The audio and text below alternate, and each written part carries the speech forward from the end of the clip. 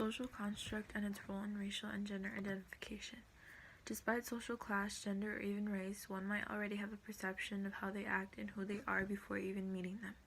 Society portrays a lens for one ahead of time in order to sense who the person really is and how they live their lives to the fullest.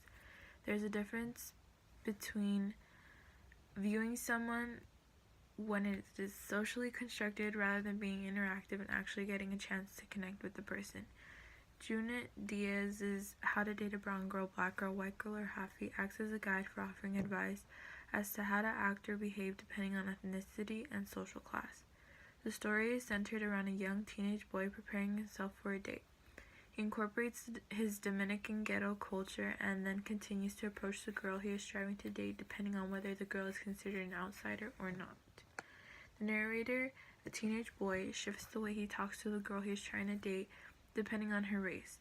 An article that reconstructs the purpose of meaning of the story is Angela Onwuachi-Willig, Race and Racial Identity Are Social Constructs.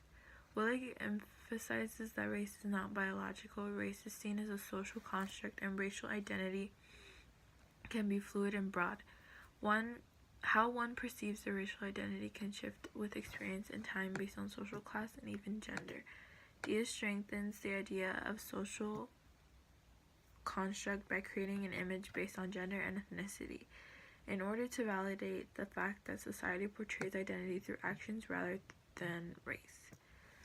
Most of our pre-existing perspectives about gender fail to consider how gender is socially constructed. In the article, Willig highlights how gender is constructed socially rather than biological. She begins to justify how racial identity can be fluid and the way one perceives their racial identity can shift with experience and time.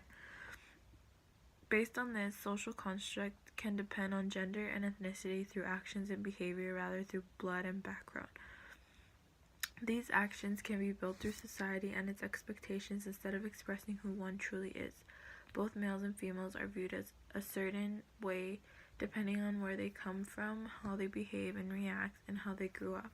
This can connect with Diaz's How to Date a Brown Girl, Black Girl, White Girl, or Halfie, which tends to emphasize and promote racial stereotypes.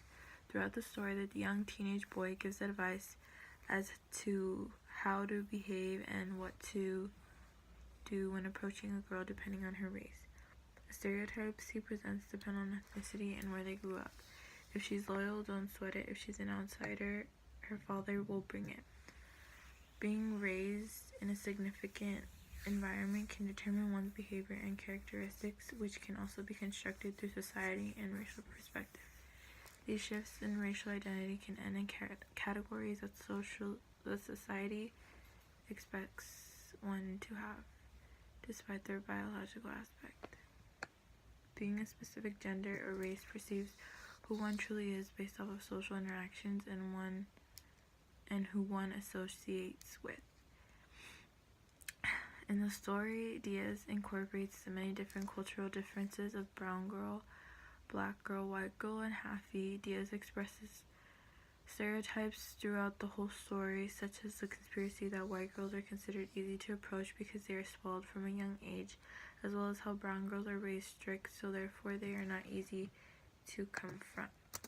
Due to social construct and what one perceives a certain race to do can conclude on how society builds identity. If she's a white girl, you'll get a hand job. By this, one can sense that race and society's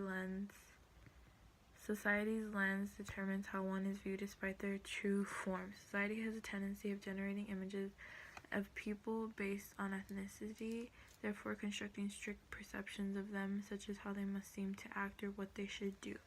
Social construct determines how to react in a certain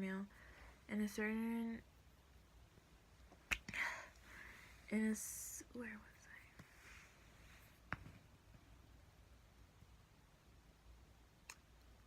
I? Oh, it is in the sense that Willig calls attention to the reinvention of racial identity. Angela claims that people frequently experience a shift in how they personally understand their individual racial identity.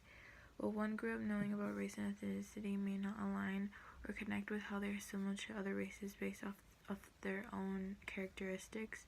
In Willig's article, she highlights how those who perceive themselves as a certain race may have common similarities with another. Willig justifies how multiracial adults with a black background experience prejudice and interactions in similar ways that are aligned with members of the black community.